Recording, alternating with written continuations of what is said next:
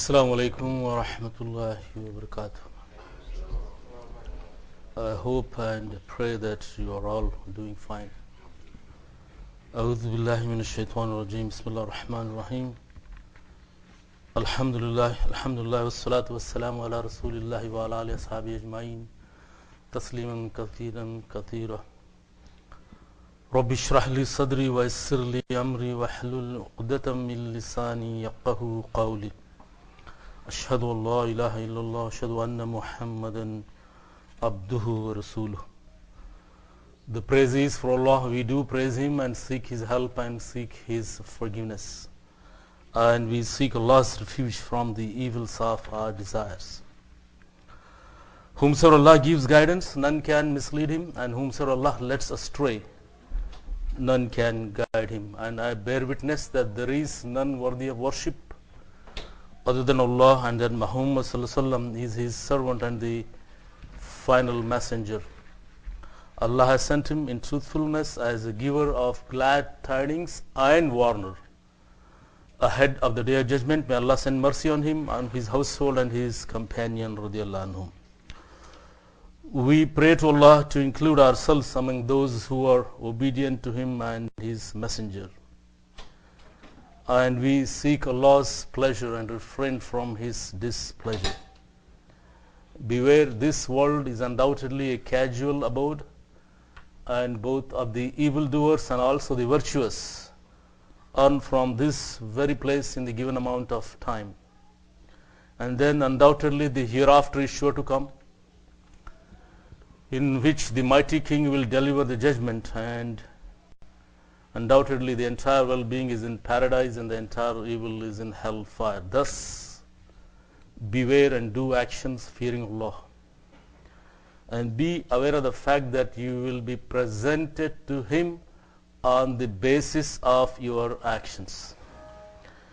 Anyone who does a smaller good shall see it, and whoso does a smaller evil shall also see it. All of you will be assembled on the day of judgment before Allah in bare person.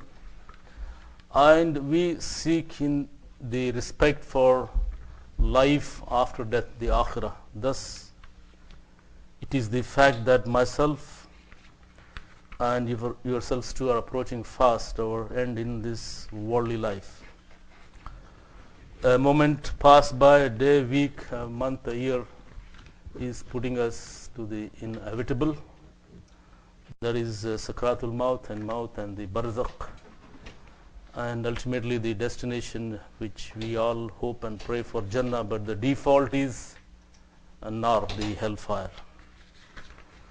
And we have to do the best to get Allah's mercy so that we can go where we came from initially. Shouldn't be that hard, but unfortunately it appears very hard. So today inshallah I'll address about these days. It can be either D-A-Y-S or D-A-Z-E, days. What I mean is Valentine Day, birthday, this day, that day. What is it? Can we be part of it? If so, how? If not, why not? So when you have this type of situation, what you do is go back to the basic and learn from there. Don't just go by your whims and desires, and that will definitely lead you to the path which you should not be going. So within few days the whole world will be religiously celebrating this day. That includes Muslim world, unfortunately.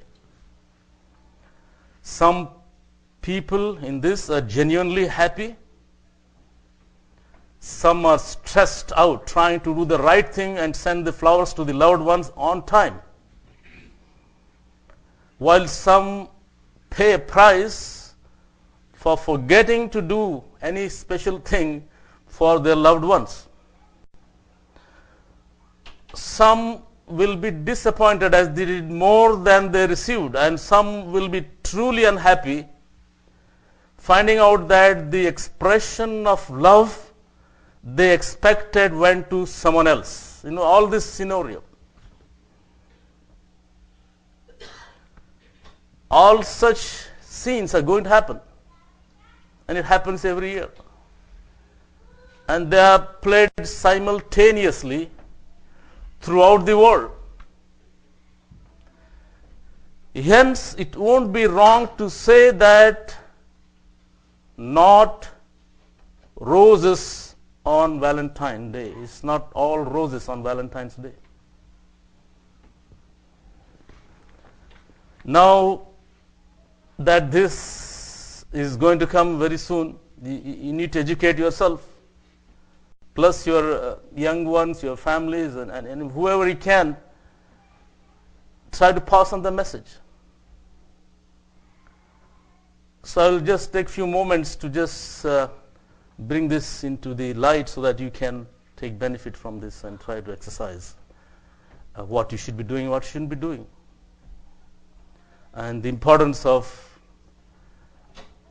the basic fact is you are free to do what you want to do for this matter or any other matter. But the problem is there are consequences of either doing this way or that way. So that is why you have to be very careful when you do or don't do or say or don't say anything.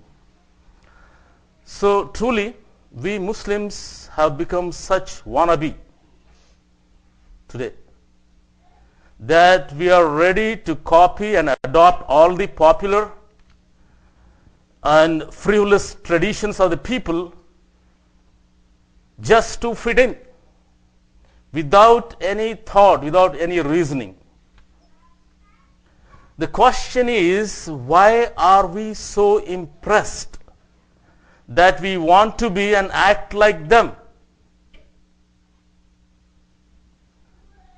What we must see and open our minds and eyes is to what is being portrayed has taken a very commercial tone to everything today. It's commercialized totally. Just like how Christmas is treated today. Everyone is a victim of such hype and has to participate, which mostly benefits the businesses, the corporations, the people like this. Whereas some mature and sensible people of their own society really turn their backs to such traditions themselves and are desperately seeking an alternative lifestyle that has some meaning and some depth, and that is with us, but we either are not prepared to share, or we are shy to share, or we are scared to share, whatever. We have the divine message, but we keep looking at other stuffs to copy, to lift ourselves up, instead of being the other way around. The true message and true deen of Allah is the answer to all this, but unfortunately, we ourselves have lost pride. I shouldn't use that word even otherwise. We have lost our teachings. We have lost our traditions. And not all, most of us Muslims are by name more than in actions.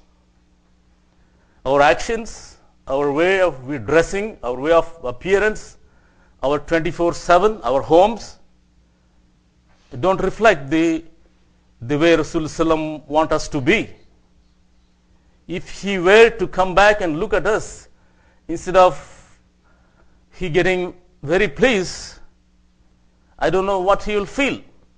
Right from the way we look, we dress, we talk, we behave, our homes, our kids are not like that today, the way he wanted us to be. And we just don't care. because we are stuck in the dunya so badly, and that is the consequences of where we are today. So we are more Muslims by name than the actions. If you are a sincere Muslim, you would not do most of the things you do, say, act or don't act. You will not. But that's what is salama, total submission. But we don't have that with us. So we can't be part-time Muslims. There's nothing like part-time Muslim, this Muslim, that Muslim, this Muslim. No, there's no such thing. But it has cropped up now. So if this society was so developed today in love and in true sense with their partners, then there wouldn't be so many broken hearts, failed marriages, and unfaithful relationships, giving all sorts of names to this type of relationship. They would still have, in fact, an intact family unit with the etiquettes of the family behavior that they crave for. But it's not happening. You look at your family yourself, in your homes. Does it reflect the Muslim family? Most of the time, the answer will be no. So some of you might be thinking now when I'm speaking, what this outdated and biased views this person is talking about. What the harm is in celebrating Valentine's Day on all such occasions? So this might cross in some of your minds. There is no question about having the best of relationship and gestures of love between husband and wife every day, every moment, not just particular day and particular month. So that should put you in perspective. Secondly, and more importantly, which deals with our Muslim behavior, is that we should not publicly act in such a way that it might hurt someone else. And I'm saying in all aspects of human life. Say, in case of celebrating the Mother's Day, if you celebrate the way it is done, it could hurt someone who doesn't have a mother. Or it could hurt someone who cannot become a mother. For those fortunate enough to have a mother should love and care for the mother every day, not just one day of a year, and get the heavenly rewards, inshallah, for doing that. Whatever we do should be done to please Allah Azza wa Jalla, and you need to put that action in front and ask, is it pleasing to Allah or it is causing displeasure to Allah? That should be the criterion of anything you do in your life. Not just coming to masjid and do prayer 2 rakats. That is part of the ritual, is required. But it is above that to discharge your obligation to your Creator. So that is why Islam, in their Sharia, the Islamic teaching, we have only 2 public celebrations, which you all know, Eid al-Fitr and Eid al-Adha. So the gist of the matter is that if we follow any of the traditions of others, we are giving it power and encouragement. And on the other hand, making the people to realize what wrong is going on, and we make them proud in their behavior, in their beliefs. Whereas we as Muslims should have the best of faith, best of patience, best of akhlaq, and best of tolerance, that they should start doubting about their behavior and correct themselves. And they should get attracted towards the true path. Unfortunately, we Muslims have lost our way ourselves, but at least should not do things unknowingly that does not do any service to bringing the people to the right path. At least we should stop there. We don't even do that. So with just this simple niyyah of every moment of your life, you should be struggling to please Allah Azza wa Jalla and follow our Prophet Sallallahu Alaihi Wasallam, teaching correctly whilst trying to be good and loving in our married life every day. That's what he said and did and showed us. So by doing that, we will inshallah get more blessing from Allah Azza wa Jalla and more rewards, not only in this life but in the life to come. So anytime you come across this situation, you need to go back and look as to what is this.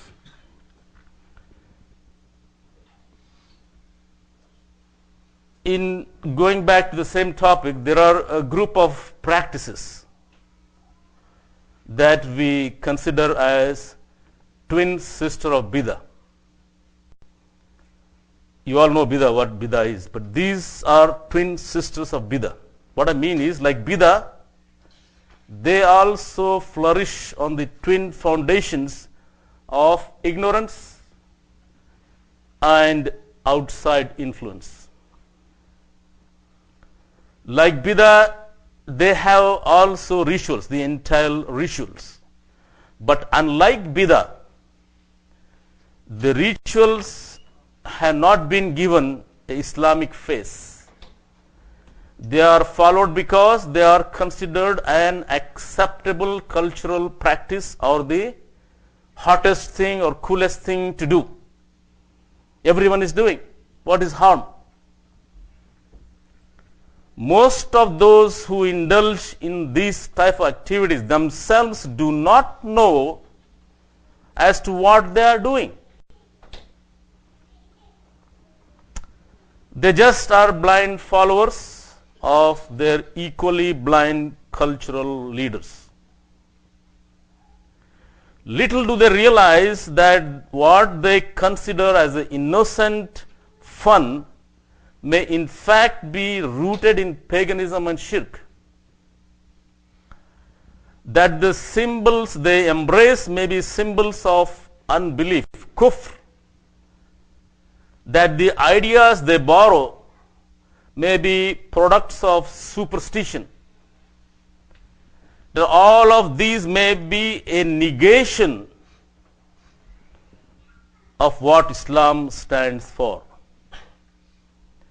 Now, consider the Valentine's Day, that after dying out a very well-deserved death in most of the Europe, but survived in Britain and United States, has now suddenly started to emerge across the good spread of Muslim world. Who was Valentine? Why is this day observed?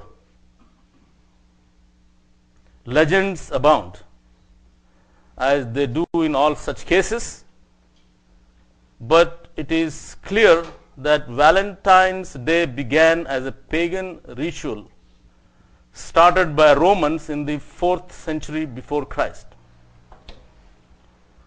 to honor the god Lupercus. The main attraction of this ritual was a lottery held to distribute young women to young men for entertainment and for pleasure until the next year's lottery. Among other equally despicable practices associated with this day was the lashing of young women by two young men clad only in a bit of goatskin and wielding goatskin thongs, who had been smeared with blood of the sacrificial goats and dogs. A lash of the sacred thong by these so-called holy men was believed to make the young females better able to bear children. So as usual, Christianity tried without success to stop the evil celebration of Lupercalia. That's what it was called at that time. The Christianity, it first replaced the lottery of the names of women with the lottery of the names of the saints. The idea was that during the following year, the young men would emulate the life of the saint whose name they had drawn from the lottery. Now, at this point, you should try to put the things in a clear picture, that the idea that you can preserve the appearance of a popular evil and yet somehow turn it to serve the purpose of virtue is not going to happen. But this idea still survives. So look at those people who are still trying helplessly to use the format of popular televisions and television entertainments to promote good. They might learn something from this bit of history that it will fail, and it has failed miserably. Christianity ended up doing in Rome and elsewhere as the Romans did. So that idea will not be successful. So the only success it had was in changing the name from Lupercalia to Saint Valentine's Day. That's the only success they got. They just changed the name. This was done in 496 CE by Pope Gelasius in honor of some Saint Valentine.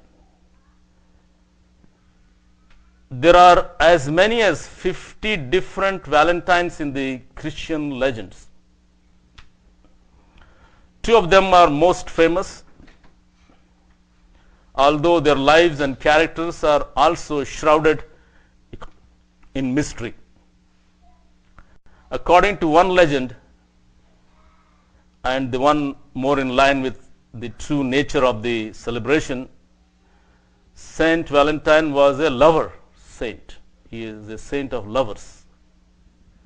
And he himself had fallen in love with his jailer's daughter. Due to the serious troubles that accompanied such lottery system, French government then banned the practice in 1776. In Italy, in Austria, in Hungary, in Germany, and all the European countries, the ritual practically vanished for several years. Earlier, it had been banned in England during the 17th century, but when the Puritans became weak, they were strong at that time, but when they became weak, however, in 1660, Charles II, he revived it again. From there, it has reached the New World, where the enterprising Yankees spotted a good means of making money. The Valentine industry has been booming ever since.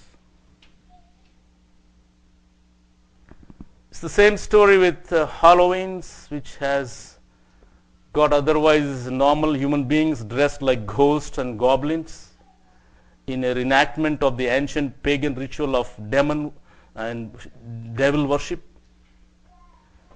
In those days, and even today, in Halloween, the 5-star hotels in Muslim countries arrange Halloween parties so that the rich and the so-called upper strata of the Muslim society can celebrate this superstitious and distant period of ignorance, Jahiliyyah, that at one time even included the shameful act of human sacrifice. The pagan name of the event, which was Samhain, was changed to the Halloween, just as the Valentine's Day has been changed from Lupercalia. And the Christianity changed the name, but not the pagan moorings. Christmas is another story which you all know. Today Muslim shopkeepers in Muslim countries sell and buy Christmas gifts. To engage in human and known religious celebration of this type of ill-founded practices is worse, but to participate is even worse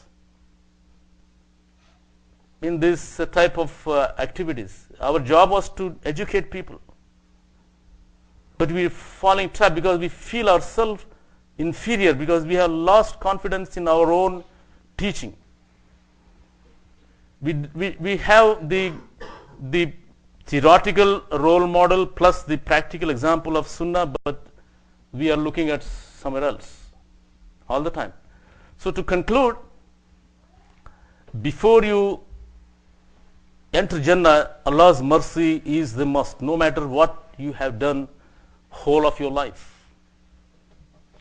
Doesn't really matter. His mercy is foremost. So now look at this board. I think I pointed to last week. There is a hadith of Rasulullah in the hadith challenge here. Where can you get Allah's mercy? And there are 7 group of people. Those Rasulullah says that they can get mercy from Allah.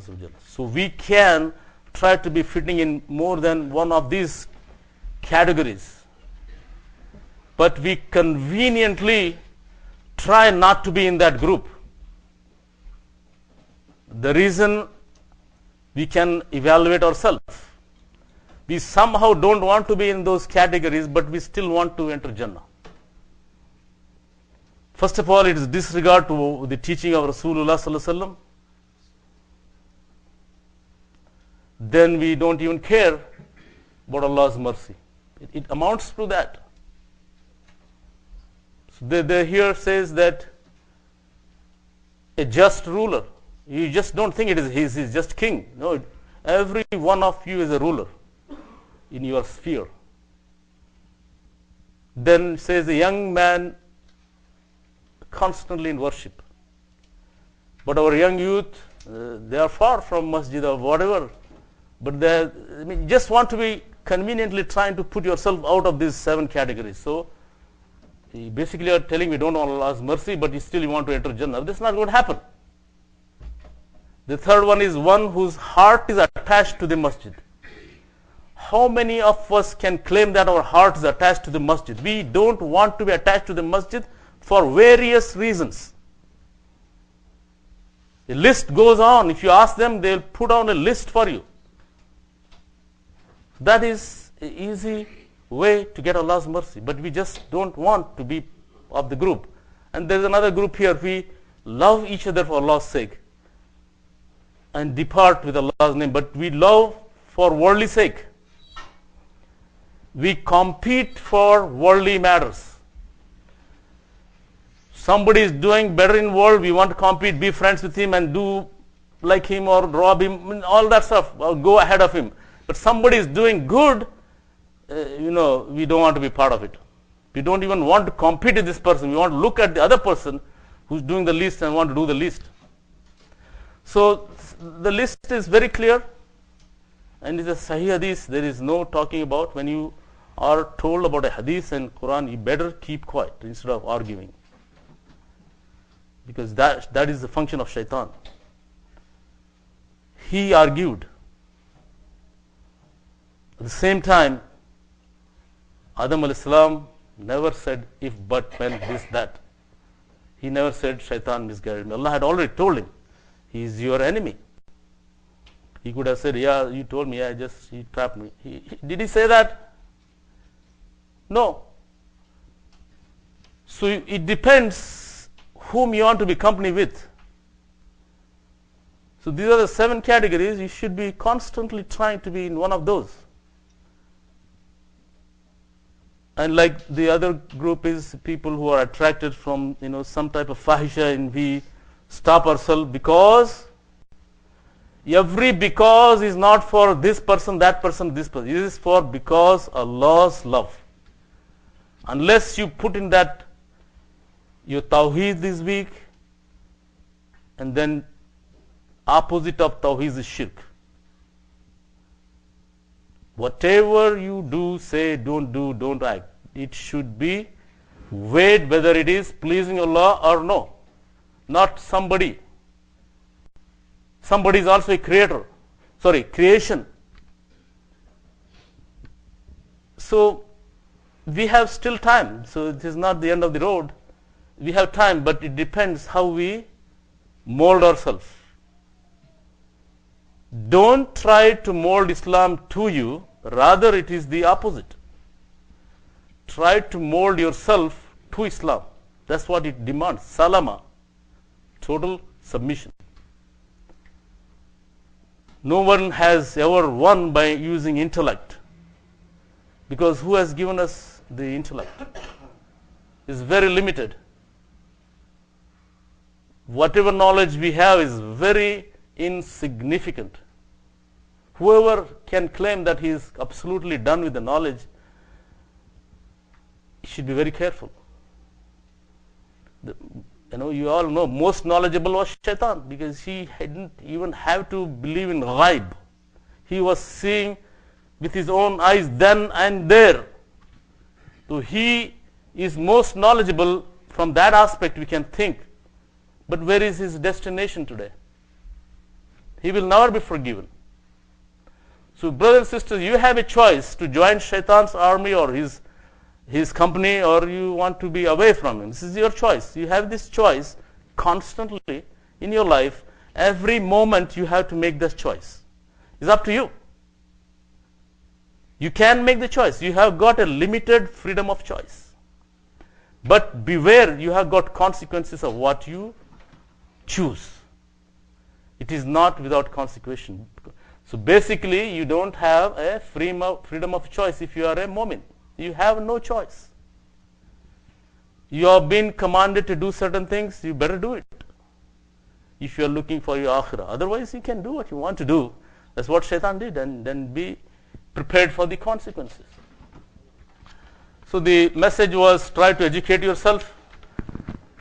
This is not just the one occasion. These type of things will be coming to you, like I said, every moment of your life. You will be put into test every moment of life. If you fail, it's your own problem.